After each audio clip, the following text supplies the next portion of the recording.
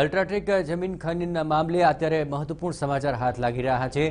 UltraTech company સાથે ખેડૂતોની જમીન વિવાદનો જે કેસ છે એ જ મુદ્દે 91 ખેડૂતોની જામીન અરજી તળાજા કોર્ટે ફગાવી દીધી છે। એક ખેડૂતના રિમાન્ડ મંજૂર કર્યા છે। એટલું જ નહીં, આ સમગ્ર મામલે 91 ખેડૂતોને ભાવનગર જેલમાં પણ મોકલી દેવામાં આવ્યા છે।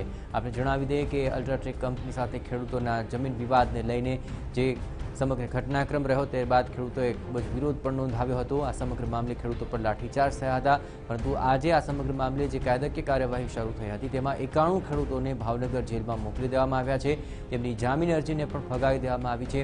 આ ઉપરાંત એક ખેડૂતના આખરે રિમાન્ડ પણ મંજૂર કરાયા છે। આ સમગ્ર મામલે અત્યારે જે ઉહાપો મચ્યો હતો તેને લઈને હાલ વધુ વિગતે વાત કરી રહ્યા છે ભાવનગરથી સંવાદદાતા અજીત ગઢવી। અજીત, શું છે વધુ વિગતો?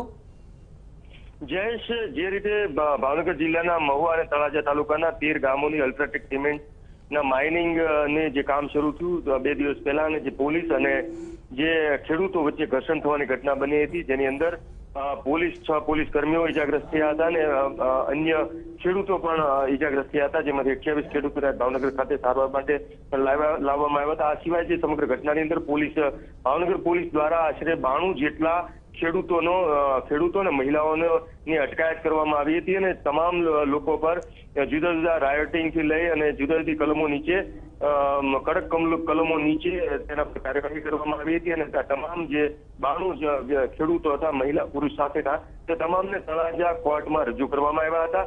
હજુ થોડી વાર પહેલા જ કોર્ટ દ્વારા એવો ચુકાદો બહાર પડાયો છે કે જે તમામ જે ખેડૂતો છે તેમાંથી 91ની જામીન અરજી મૂકવામાં આવી હતી। 92 ખેડૂતોની જામીન અરજી એમના વકીલ દ્વારા મૂકવામાં આવી હતી, તે જામીન અરજી રદ કરવામાં આવી છે। 91 ખેડૂતોને અને એક વ્યક્તિના રિમાન્ડ મંજૂર કરવામાં આવ્યા છે।